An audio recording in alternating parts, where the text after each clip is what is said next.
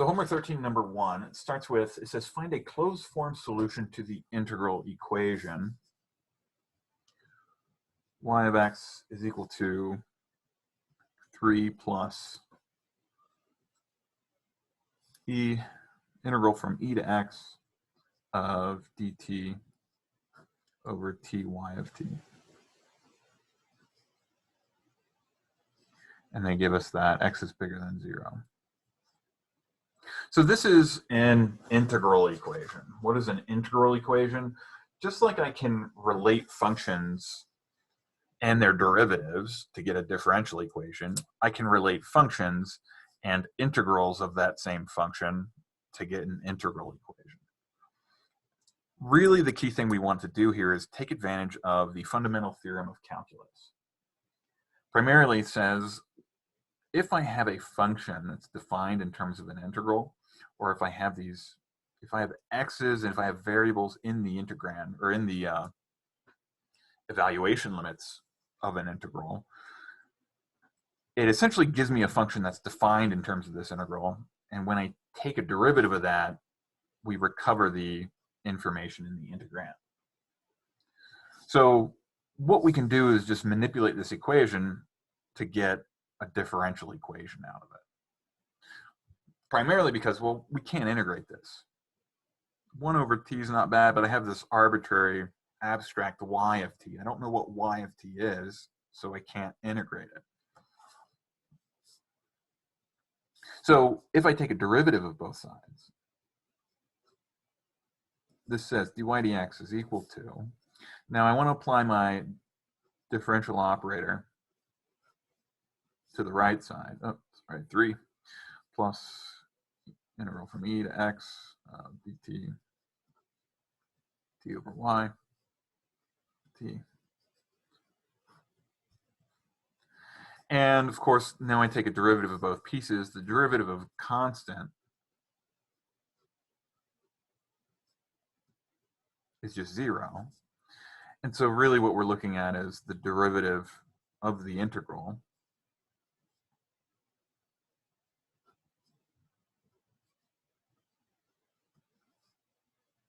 And by the fundamental theorem of calculus, if you can recall from last semester, what do we have to do? It essentially boils down to the fact that these integrals and derivatives are, in some sense, inverse operations of each other. We do got to be mindful of what the bounds are. Since this bound is a constant, it's actually not going to matter. And on the right side, what do we get? All we have to do is evaluate in for our, whatever the dummy variable is. So here we're using dt's. We just evaluate x's in there. So we'll just get x times y of x.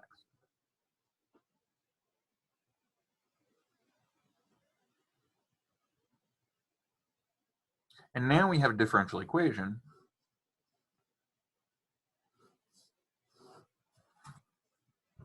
That doesn't look too bad. This has just reduced it to a nice separable equation. So we have dy dx is equal to 1 over xy. So I'll leave the rest for you guys to solve. Yeah, so this was on 13. So of course there's only 3 problems on homework 13. So make sure you do this one and finish the rest of it there.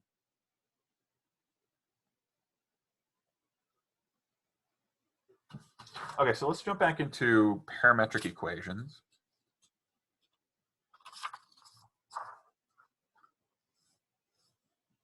And we want to get into some calculus on these guys. So before, let's do some warm-up questions.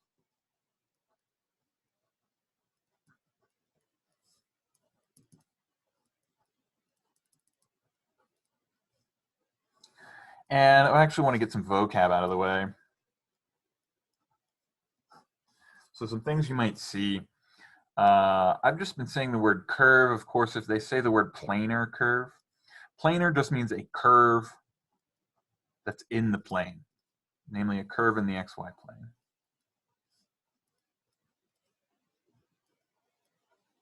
And we specifically say curve because it may not be a function, right? Like these circles, I can't write font y as a function of x. We saw like an infinity looking sign yesterday. can't write y as a function of x, but any curve in the plane, you think, you know, if the page is the xy plane, if you can draw it without lifting your pencil, that's essentially a curve. It doesn't even have to be smooth. It can have kinks in it. Of course, at the kinks, we wouldn't be able to do calculus, which maybe we can talk about once we actually get into tangent lines. The other things you might see are things like Cartesian equations.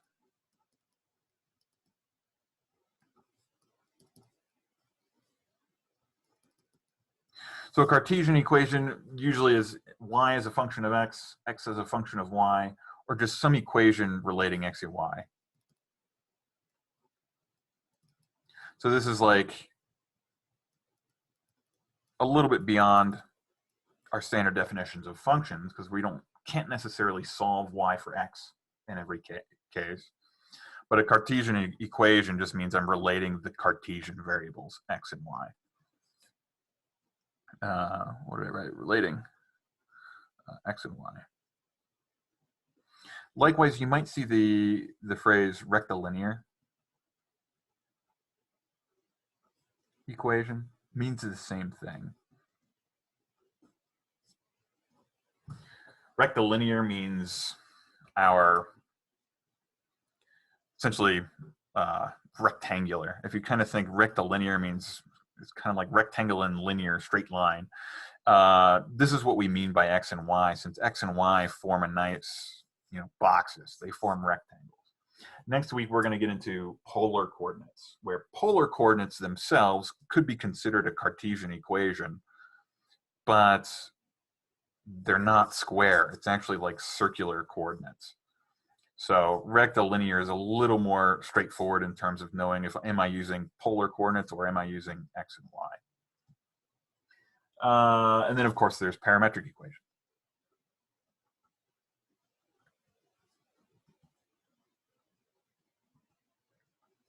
Which, of course, are just relating x and y as functions of a parameter, usually as another independent variable, and that's usually our t. But we could use any other letter for that parameter.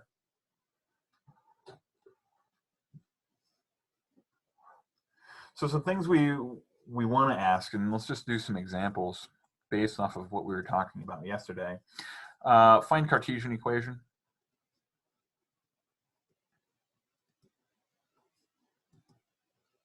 For a given parametric equation.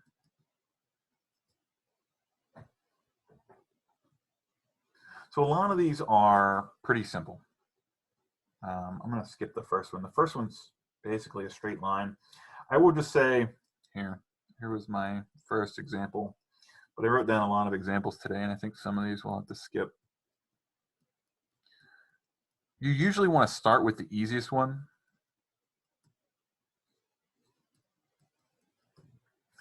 So in this case, how do we find the Cartesian equation? Start with, we want to solve for t, solve one of the variables for t, start with the easiest one, and then plug it into the other one, is kind of our first method. So for this one, I would solve for x, or solve the x equation, and get t is equal to x minus 1. Now plug x minus 1 in for t here, and then simplify if you want. Analogously, another example. We have x equals square root of 2, and y is equal to 3t minus 1. And then let's do another example. So x is, actually no, let's not do this one. I wrote down an example, then I was looking over the homeworks. This will be graded, so we'll do this one as well. This is homework number 14 and number 2. We are given, let's write it as a vector, given parametric equations 2 sine t for my x and 4 plus cosine t. So there are two methods for solving or finding a Cartesian equation from a set of parametric equations. First one's easy. So B, our primary technique is, so solve one variable, X or Y, for T, and then plug it in the other one.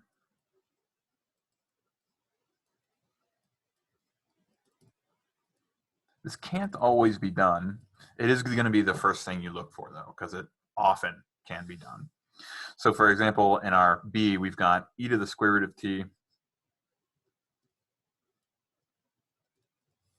and our y is 3t minus 1. Doesn't matter which one we do. The nice thing about exponentials and logarithms is that they are one-to-one functions. So I can solve for t, usually if there's just exponentials and logs. If there's extra stuff going on, sometimes we can't. And of course, linear equations, we know and love, pretty easy to work with. So in this case, it doesn't quite matter. You could solve for this guy. One of the problems might be dividing by that 3. We'd get some fractions in there, and it might look kind of messy. We could get x as a function of y, or conversely, this one's actually not too bad to solve for t. I know it looks a little harder, but if I take a natural log of both sides, it's only a couple of steps. So natural log of x is square root of t, and then so t is natural log of x quantity squared. The nice thing about solving for t on x, if you can do it, is then you get y as a function of x, which has been our standard. Doesn't always work out that way. Sometimes you get x as a function of y, and just as good. And so if we tried to do it the other way, of course, we would get t is going to be y plus 1 over 3, and when we plug it in for x, we would get x is equal to e to the square root of y plus 1 over 3. So both are good Cartesian equations. Be careful on like WebAssign. It might just ask, and I think it usually specifies, it'll say like y equals and then leaves a blank. So it's pretty clear which one you want to solve for sometimes. And you know, if it says y equals something that we want to fill in and you start with this guy, not all is lost. Now you just have to take this equation and solve for y, and you should get this guy.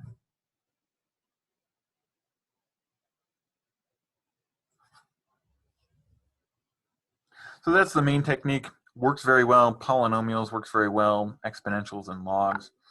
It's going to come into a problem is that we can't do that with sines and cosines.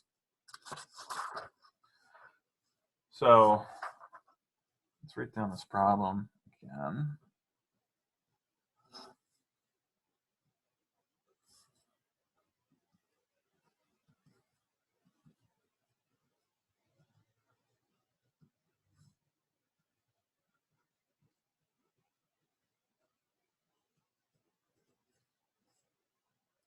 So remember, if I'm just giving the equations in a vector form, this is my x equation, this is my y equation.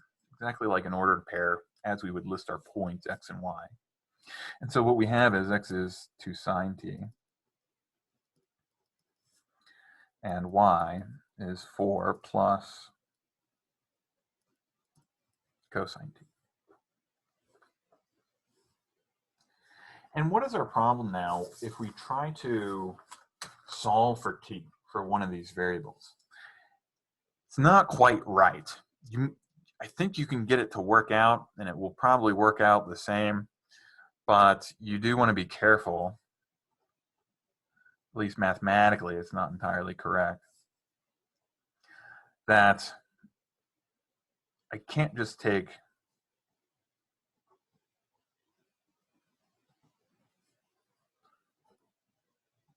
this. We want that to be true, but it's not true. And actually, let me just look at the problem real quick, because I want to specify that domain for t. Let's see. Yeah. They give us the domain for t is between 0 and 3 pi over 2. This equation, so arc sine of sine,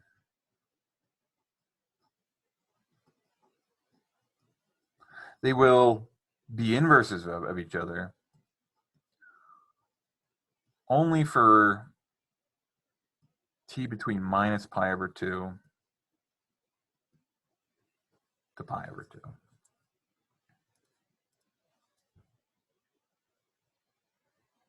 And since our domain is from 0 to 3 pi over 2, we've got like half the circle on the left side that this equation's not going to hold. So I can't solve for x here, at least properly. If you tried to do it, you could try to have, t is equal to arc sine of x over 2. So I'd have to divide by that 2 first. And then plug that in for cosine. You would have to then compute cosine of arc sine, which you can do. And ultimately, you could sort of tease out the same answer. But you can kind of get around using all of these inverse trig functions by using essentially the other method that I would recommend, going from a parametric equation to a rectilinear equation.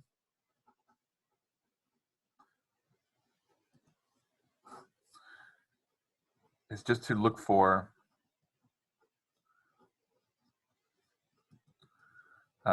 relationships based on mathematical identities.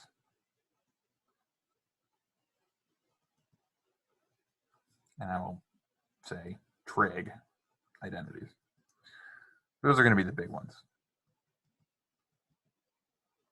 And so this is going to come up a lot with anytime you have parametric equations and there's trig functions involved. A lot of times what you kind of want to do is just, well, try to tease out these trig identities. We did this a little bit earlier in the semester, kind of like completing the square, and sometimes when we want to force substitution, sometimes we need to square things, right? Our trig identities, all of these Pythagorean identities, are based off of sine squared plus cosine squared equals 1. We always know that holds.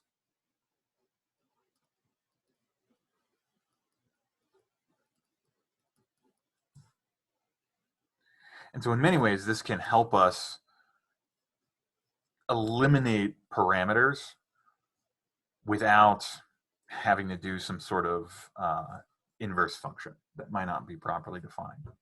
So let's illustrate this. Well, I've got x is sine, 2 sine, and y, it's a little more weird because I've got a plus here, 4 plus cosine of t. And we can essentially kind of tease out a rectilinear relationship. Well, I want to square it, so this is just going to say if I square both sides, I get x squared is 4 sine squared t. That's kind of nice because I have a sine squared now, and I know that that's going to fit in with the Pythagorean identity. Okay, but what happens when I square this side?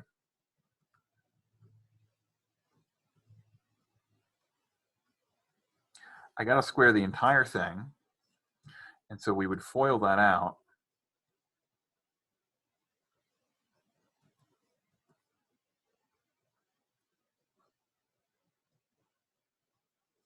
And get a quadratic expression with cosines in it. Okay, not too bad. We like constants. Those fit in fine with rectilinear equations. Cosine squared and sine squared, I can maybe finagle with an identity. We just got to be careful with this extra cosine. So one thing we can do is, let's write out some things. So x squared plus y squared. Why do I want to add x squared plus y squared? Well, I will at least give me this sine squared plus cosine squared. And actually, it looks like we're going to have to shift this a little bit. Let's actually divide my x squared by 4, because I want just the sine squared. So this is kind of intuitively looking at, I want to take advantage of a sine squared plus cosine squared. So let's try to make that happen by relating x and y. And if I add those two together, we'll get a sine squared plus cosine squared. We'll have some extra stuff in it, but then maybe we can work from there to reduce those down to x's and y's. Of course, the other thing we could have done, we could have multiplied this guy by 4. We could have had 4y squared to get a 4 cosine squared there if we wanted to.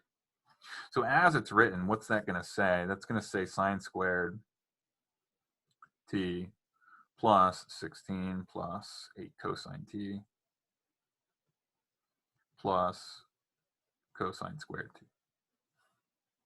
And that's going to equal, well, sine squared plus cosine squared now just gives me 1. So I'll have 1 plus 16 gives me 17 plus 8 cosine t.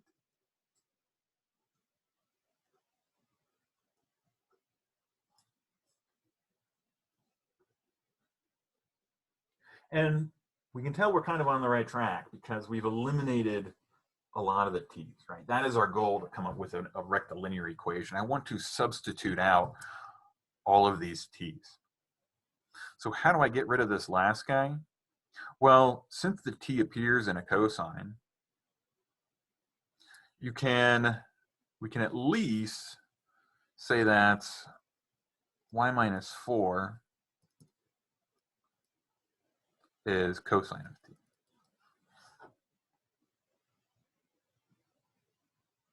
And now I can substitute in y minus 4 into that. So of course, again, subtracting 4, that didn't break any sort of mathematical operations. It wasn't like taking arcsine of sine, where you got to be careful, of the domain. Subtracting 4, subtracting constants, multiplying by constants, we can do.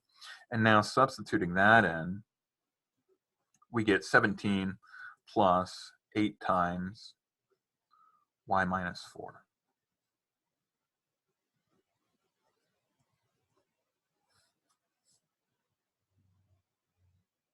And this is a pretty good rectilinear equation.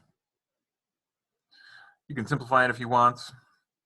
So how simplified would we want to get? Let's see. So we've got x squared over 4 plus y squared is equal to 17 plus 8y minus 32. And then we've got x squared over 4 plus y squared. We've got minus 8y. And then what is 17 minus 32? Negative 15 equals negative 15. Another good equation. I'll leave the rest for you guys. So this will be a homework assignment. I'll give you a heads up. This will be one of the ones that's graded on the homework assignment. So take some notes here. It's next week's homework assignment. So I think this is Monday. So you guys have 13 due this week tomorrow. And then this one will be due Monday of next week. So the other thing we could have done is we could have started with solving for sine and cosine.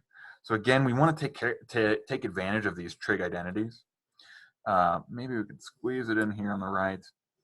We could have just solved, even though I can't solve for t, I can solve each one for sine of t and cosine of t. So we could have said something like x over 2 is sine t, and y minus 4 is cosine t. Now that I kind of see this, this looks actually a little bit quicker. So if you guys are taking notes and want to do this version on your homework. Why is that nice? Well, what did we do kind of in this process that I just did? Well, our goal was to get sine squared plus cosine squared. And so if I can solve for sine of t and cosine t first, in terms of x and y, well, now I can simply say that x over 2 squared is sine squared plus y minus 4 squared is cosine squared, and sine squared plus cosine squared should just give me 1.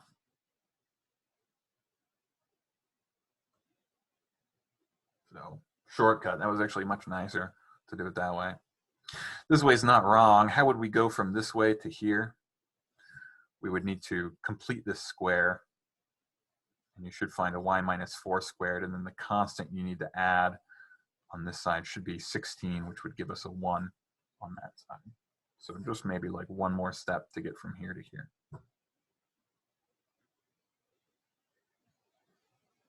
Any questions?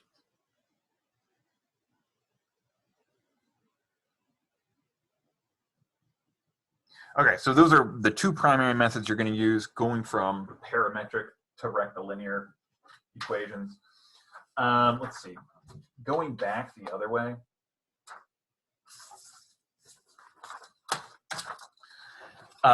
essentially you want to look for the same methods in some sense. If we need to find a parametric equations,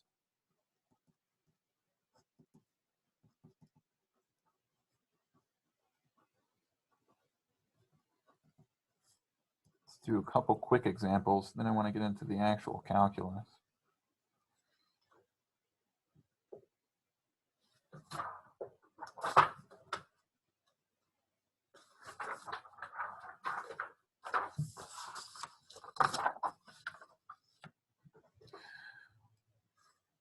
Easiest way, if I'm given a function, y is a function of x, x is a function of y, it could even be, so let's say x is equal to 3x squared plus 2x minus 45.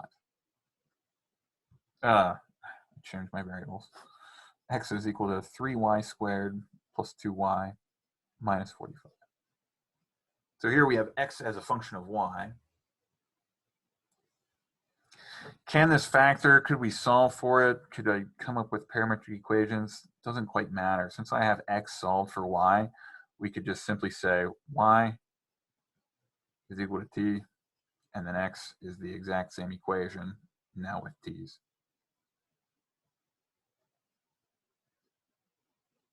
It's an easy way to come up with a parametric equation.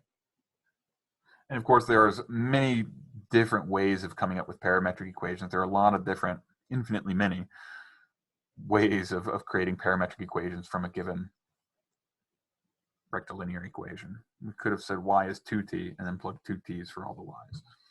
Would work just as well. If we are given something a little more tricky, again, about the only thing we want to take advantage of are known identities. And kind of knowing sort of these trig identity formulas, and then being able to at least recognize in some abstract sense that, hey, this is very similar format. Maybe if I make the substitutions to make it the exact format we want, it'll work out. And that's kind of the way it goes. So this is an equation of an ellipse, which maybe you guys have seen before. So this is an ellipse where on my x-axis, the ends are 3, and on the y-axis, we go up to 5. And of course, I'm getting those numbers by square root of 25, square root of 9. And so it's kind of circular, but a little bit longer on the y-axis. I didn't draw my scale very well, but it should be kind of oblong. How do we come up with a parametric equation? Well, you should recognize that this is something squared, x over 3 squared, plus y over 25 squared, y over 5, quantity squared, equals 1. And well, what identity do we know? Something squared plus something else squared equals 1, are cosine and sine. So if I want to make this guy cosine,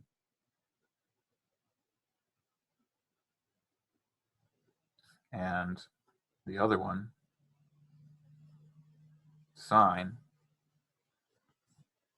I know this identity will still hold, and then I can just solve each of these guys for x and y.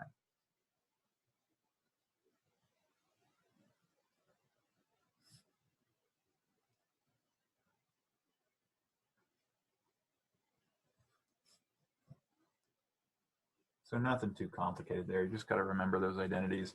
And even in the last one, if we were given something a little more complicated, like if we were given this equation and asked to find parametric equations, I would set x over 2 equal to cosine, y minus 4 equal to sine.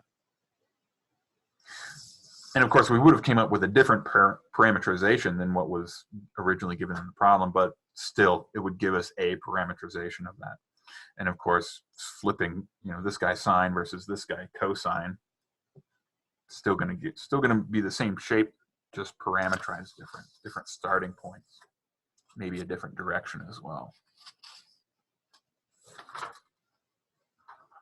Any questions on those?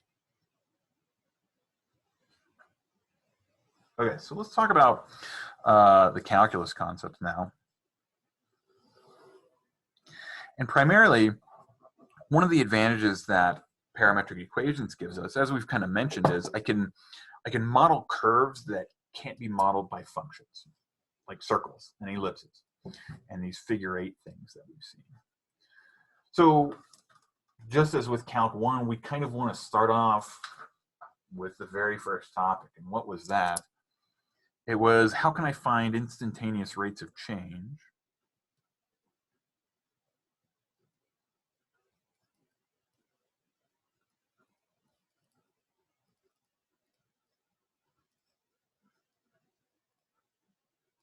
and tangent lines?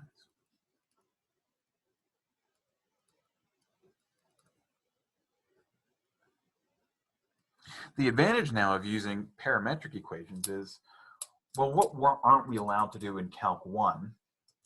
When is a function not differentiable? So a function is not differentiable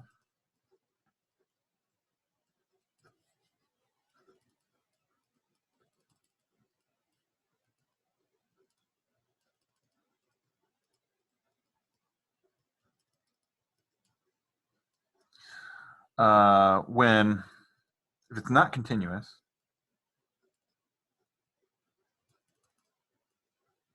was one of our conditions, at a cusp or a corner, and where else? The third one was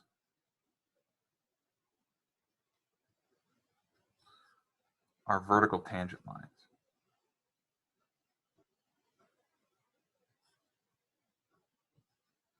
In other words, infinity slope.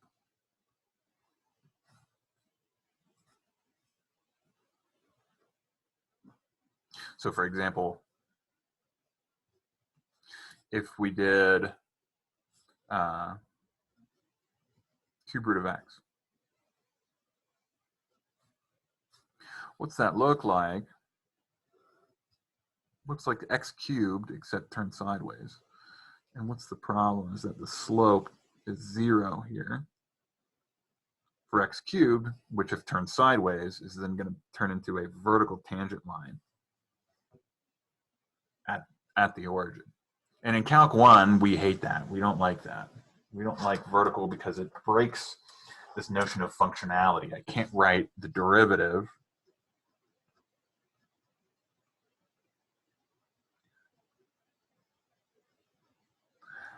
with the same domain.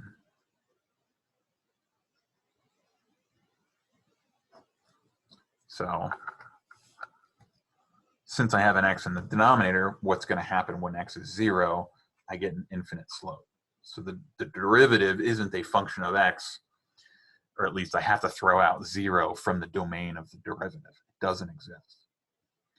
Well, now in Calc 2 with parametric equations, we're building better tools to actually deal with that. Now we actually don't care.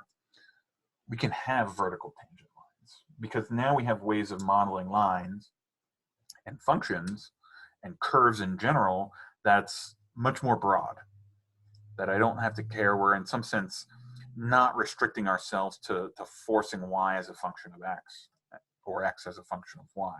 Since I have this independent t parameter, we can now find these vertical tangent lines and keep track of them.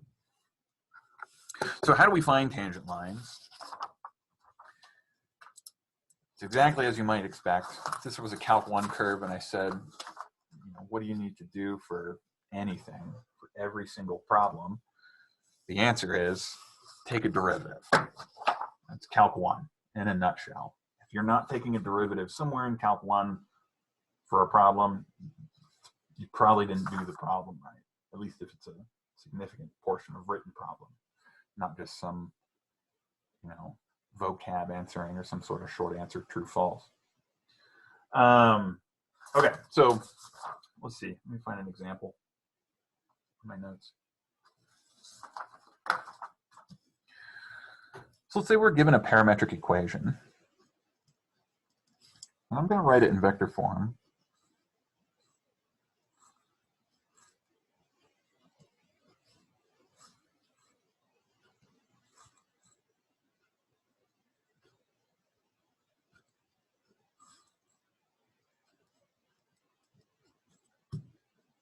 So what are we looking for? It could say something like find, general process is going to be find the tangent line.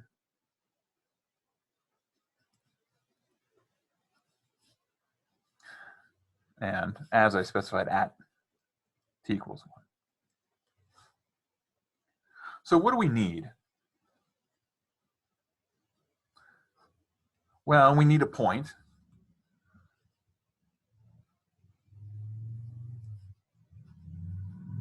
So we will need my coordinates, x of 1 and y of 1. And we need the slope. Those are the two things that define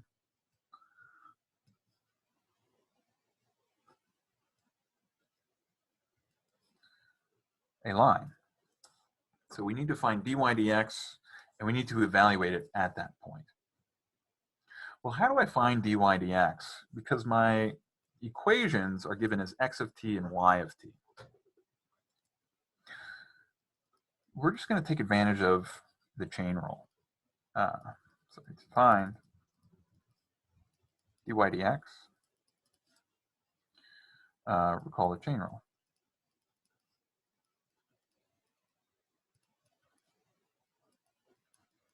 So we're going to assume, of course, in these types of equations and in these types of problems, I should be able to solve y as a function of x.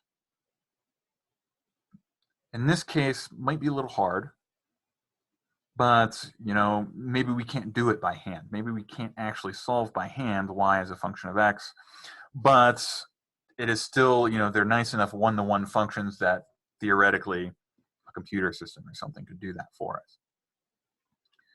So if y is a function of x, then I can find the slope, the change in y over the change in x. And well, what is the chain rule? If y is a function of x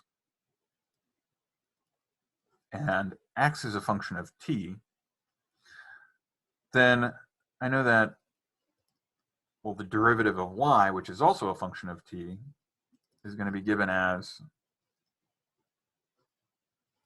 dy dx times dx dt. This is the Leibniz rule. And we like the Leibniz rule because these first order differentials, you kind of think of them, we can multiply and divide them. We've seen that a lot this semester with our U substitutions, our trig subs.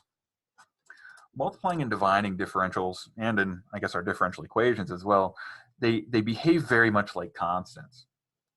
Fair warning though, don't do this if you see, a d squared y over dt squared. Second derivatives, we can't do that. First derivatives are nice though. And so, right, we can kind of see if I cancel those x's, I get dy dt. Chain rules written very nicely. So what do I want? Well, we want dy dt, or excuse me, dy dx. So dy dx, if I solve for it, is just going to say take a derivative of y with respect to t, which we can find, and divide by the derivative of x with respect to t, which we can also find. So really nothing fancy, just some extra steps. So how do we do that? I'm going to actually introduce some new notation. So this is our vector, our position vector, or a coordinate vector. We can simply take a derivative. So when I take a derivative, I'm going to write it as r prime of t is equal to, so let's try to get all that on the video there. So we take a derivative just component-wise. This is my x of t, so dx dt is going to be the derivative of this guy. This is my y of t, and dy dt is going to be the derivative of this guy. And we can just take those derivatives and keep track of them in their respective coordinates. So what is dx dt going to be? It's going to be e to the square root of t times the derivative of square root of t, which is 1 over 2 square root of t. So you got to remember all your derivative rules. Let me know if I go through them too fast. Y of t, that problem actually, as it's written, I can't write today. I'm going to go ahead and move that 2 down. Instead of natural log of t squared, let's write it as t minus 2 natural log of t. Take advantage of the natural log rules. Simplify ourselves a little bit before taking a derivative, and now taking a derivative, we get 1 minus 2 over t.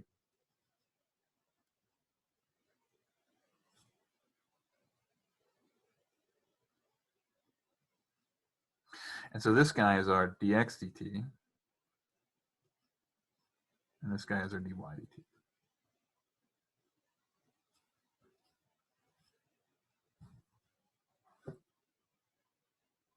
I want to write it this way because this guy is called, yeah, let's get a different color.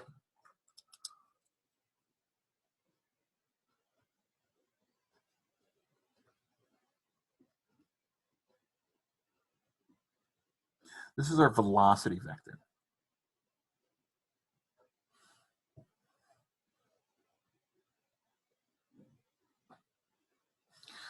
What it says, right, if this was our position vector, I plug in any time, it gives me the position, x of t and y of t. It gives me my x coordinate and my y coordinate.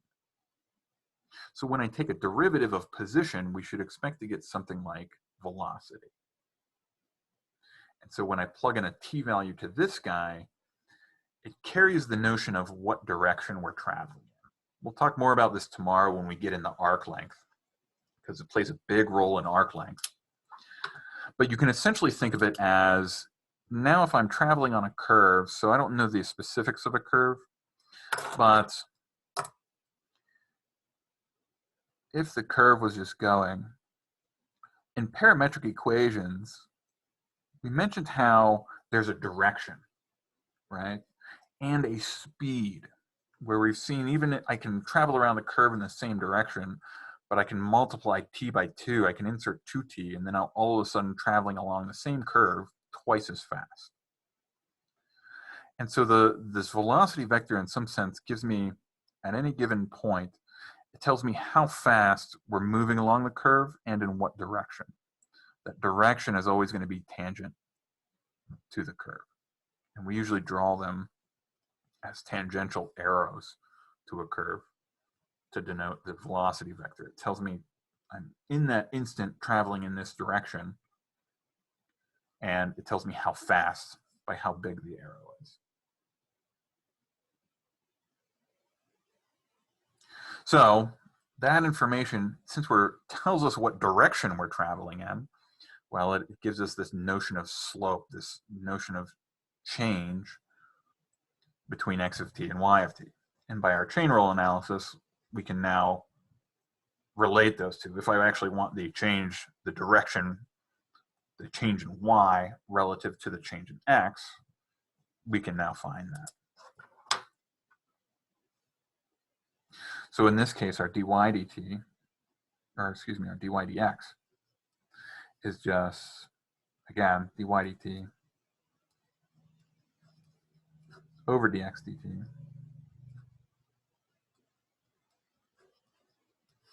And so our dy dt was 1 minus 2 over t, all divided by 1 over 2 square root of t, e to the square root of t.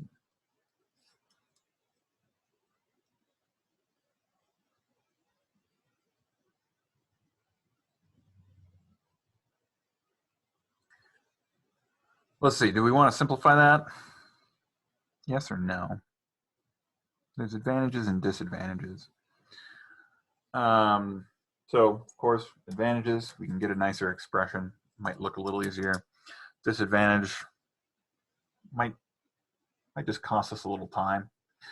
So in this case, we don't actually have to simplify this. Why not? Because we are only cared about the tangent line at one point, namely I'm given the t value. So instead of simplifying the algebraic expression, since we want the slope at a specific time,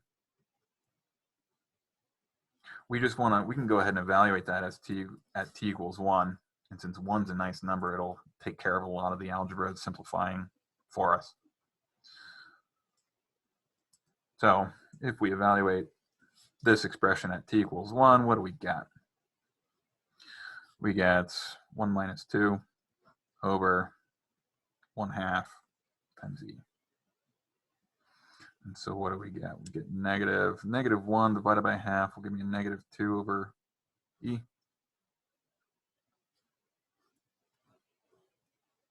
So a bit easier there on the algebra, on the arithmetic. And this was our slope. So that was one of the pieces. We skipped the easy piece, so you can always start with the easy piece if you guys want. We need a line, so we need our point. Got our slope, and we need our point. Where is the position of the particle at t equals 1? So we just plug those back in. So we had x of t is e to the root t. Our y of t was t minus natural log, t minus 2 natural log of t. And then so at 1, when time is 1,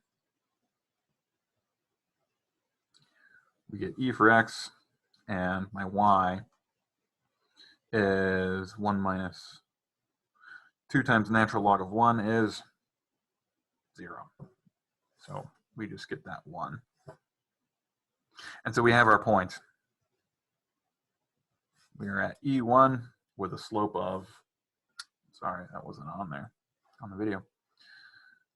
Yeah, so we just took the x and y equations, plugged in 1.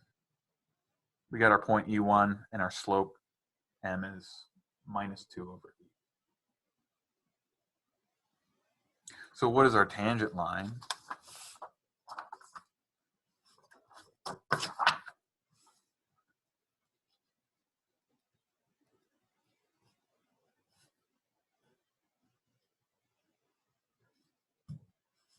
Go ahead and use good old point slope, and we have our point was 1. My slope was minus 2 over e, and my x coordinate was e as well. So if we wanted to simplify, for me, I like point slope form. I think that's good enough for written answers. If we want to solve for y for the equation of the tangent line, we can get y is equal to minus 2 over e times x. I would multiply those guys, we get plus 2, plus that 1 gives me a plus 3. So not a bad slope intercept form either.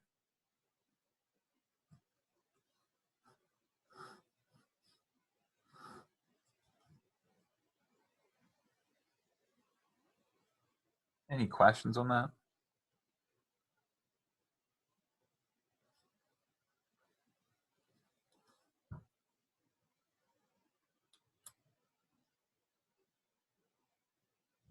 Let's take a look at a couple more. So some other things we might ask with our tangent lines, other than finding just straight up, where's the tangent line at this point? Other things we can ask are,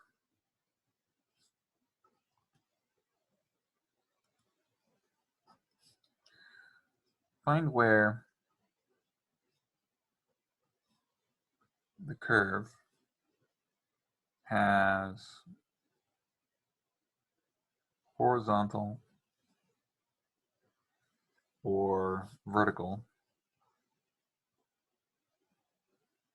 tangent lines.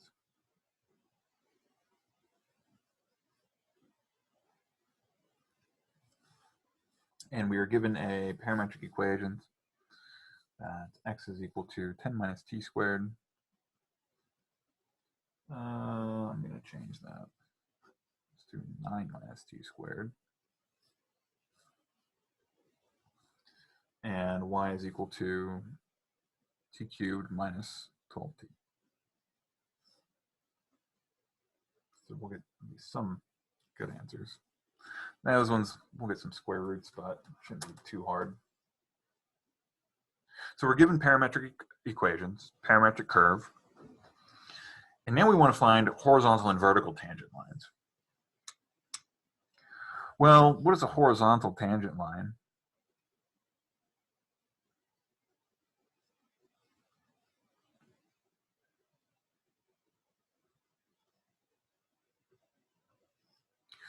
Well, if I'm tracing a curve, horizontal tangent line, we know the curve's at a max, but now we have this notion of a parametric equation, so we're actually kind of really considering the fact that I am following this curve as I drew it.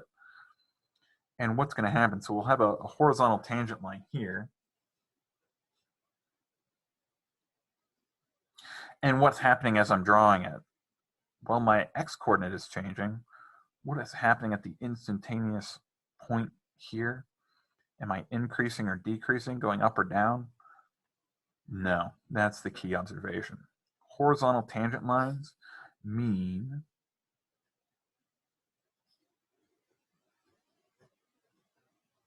my y direction isn't changing. The rate of change of my y values is 0.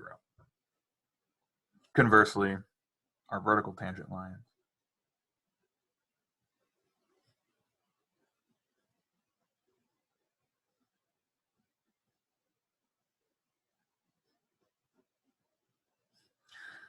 mean, well, if I'm, if in an instantaneous moment I'm traveling straight up and down, that means the rate of change of my x-coordinate is 0, because we're only going straight up and down.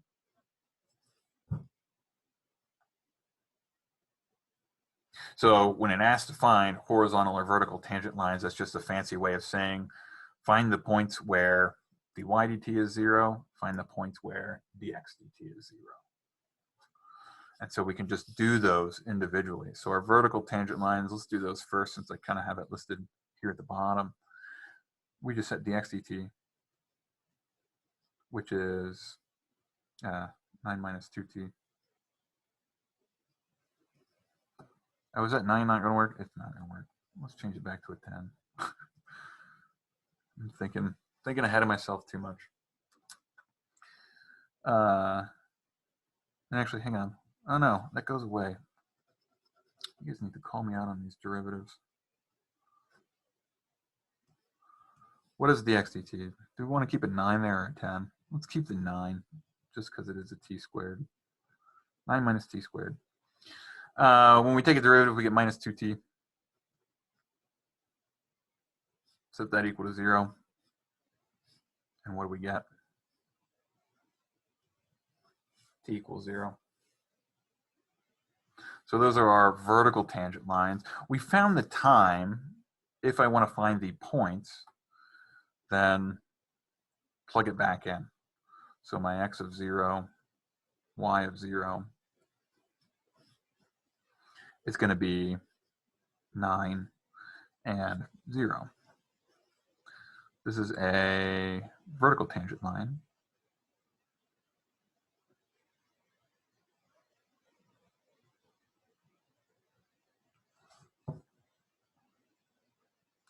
The horizontal tangent line, for the points on the curve where we'll have a horizontal tangent line,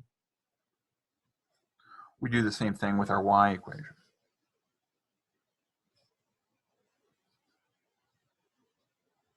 So we've got y is t cubed minus 12t. Our dy dt is 3t squared minus 12. Set that guy equal to 0.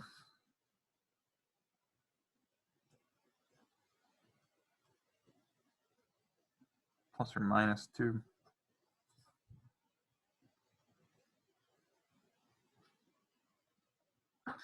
And now we plug those back in to find the points.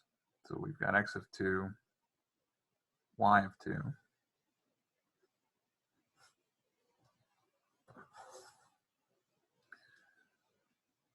That's going to equal, so my x, where'd my x equation go? Here we go. So we'll plug in 2. We will get 9 minus 4. We'll get 5. Y of 2, what do we get? 8 minus 24, negative 16. And then our negative 2, we do the same thing.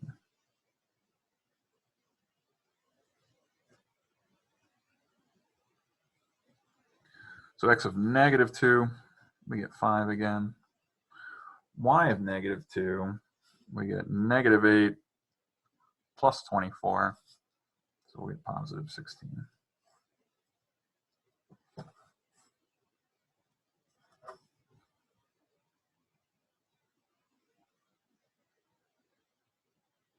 So this curve has vertical tangents, a vertical tangent line at 9, 0, and horizontal tangent lines, horizontal tangents at 5, negative 16, and 5, 16.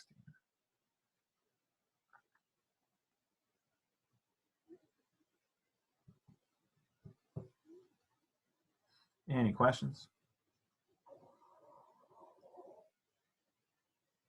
So nothing too new here, right? Hopefully if you guys were all real solid with Calc 1, it is just using these Calc 1 things, these Calc 1 concepts, and maybe an extra step that we have to do. Right now we have our x of t and y of t, so we have to do a little bit more in terms of taking two derivatives, dividing them to find dy dx if we're looking for that, or if we're finding horizontal and vertical tangent lines. Horizontal, right, if we're still just looking for horizontal tangent lines, it's really just solving dy dt equals 0. But now we have kind of this added, maybe I want vertical tangent lines as well, and we want to know where my rate of change of x is 0. So same process, just a little bit more to do.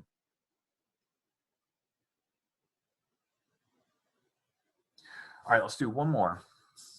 The other thing that can happen with tangent lines is, well, sometimes the curves themselves crosses itself, right? We saw yesterday an example where it looked like a figure 8 and it crossed in the middle. So let's show that the given curve has two tangents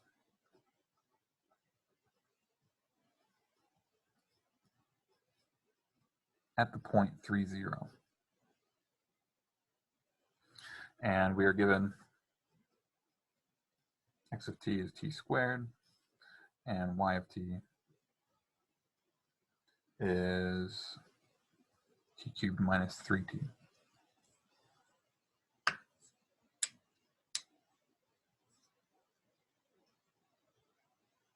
So be careful with the information given. This guy is a point. I'm given x and y. In this case, we are not given the time. So we're given this extra task of having to find the time. So what is this going to tell us? This is going to tell us that I have these equations.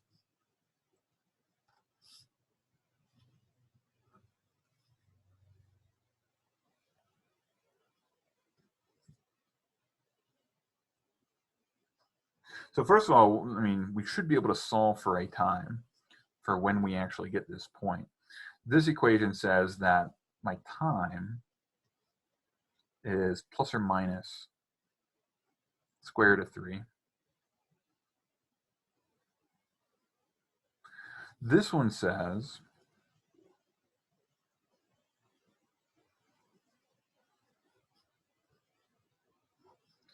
that my time is either 0 or my time is plus or minus square root of 3. So you have to use the times where it actually matches the point. What's happening at time t equals 0? At time t equals 0, my y coordinate is 0, but it doesn't match up for the point we care about in the x coordinate. At time t equals 0, my x coordinate is 0. So at time 0, we're not at this point. It's just an extraneous solution that came out of the y coordinate, and we checked it doesn't work for the x. So we actually have two times. I hit this point once at negative square root of 3, and then as my time progresses, at square root of 3 again, we are back at that same point, 3, 0.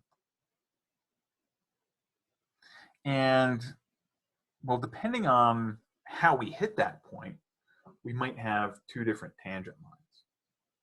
So this isn't going to be this problem, but like from the one we saw yesterday, if I have a curve that is a figure 8, and we had a curve that started here, it went up, came down, come up, come down. So even though I'm passing through the origin twice, since we now have a direction that we are traveling along this curve, when I pass through it first, my tangent line is going downward, and then when I pass through it again, our tangent line is going, I guess this way is downward, this way is, it's kind of a positive slope, this one would be a negative slope. So the lines themselves are angled differently. So all we have to do now is find the tangent lines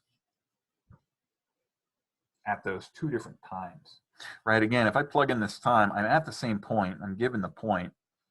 Now we just have to find the respective slopes. So let's go ahead and do that. How do we find our slopes? We need our derivatives. So I'm going to write it just as x prime, 2t, and y prime, 3t squared minus 3.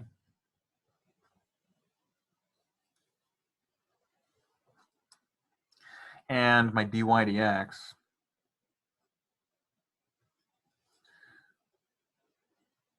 for shorthand, we could write as y prime over x prime. You do want to get a little careful with these primes notations, especially when we have, dy dx is y prime. What's the derivative with respect to? Usually in parametric equations, the primes mean derivatives with respect to time. And so that's why I have to actually specify here derivative of y with respect to x. Don't want to double use y prime. So what do we get? 3t squared minus 3 over 2t.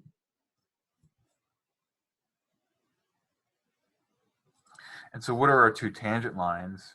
We need the two different slopes at the two different times. So when I plug a negative square root of 3, we will get, just evaluating a negative square root of 3, and we get 3 negative square root of 3 squared minus 3 all over 2 times negative square root of 3. And so that reduces to 3 times 3 minus 3, gives me 6 on the top, and then 2 times square root of 3 negative square root of 3, and keep on the denominator, negative 3 over square root of 3, or negative root 3.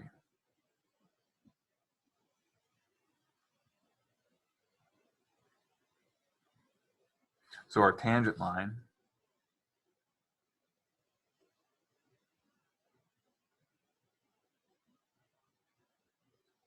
so this is other ways you may want to organize your work, right? We are finding two tangent lines at the same point. You can always specify, right, your time. So this was our time, t equals negative square root of 3. Is going to be, use our point slope, y minus 0 is equal to our slope times x minus 3 was the x coordinate.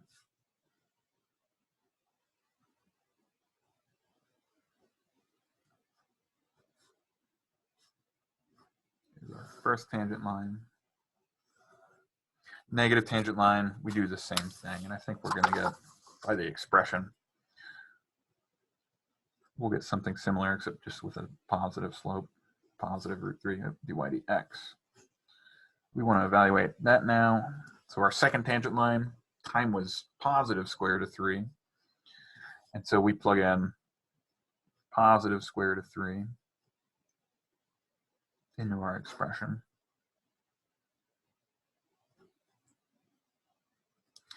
And again, we'll get a 6 over 2 square root of 3. Same expression as last time, just positive. So it's going to reduce to a square root of 3. And so our tangent line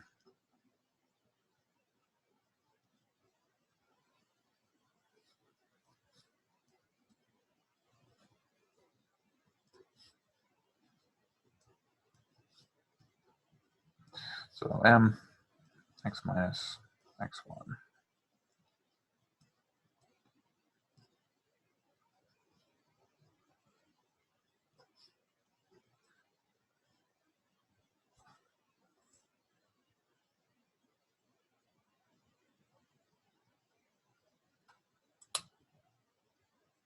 Any questions on any of that?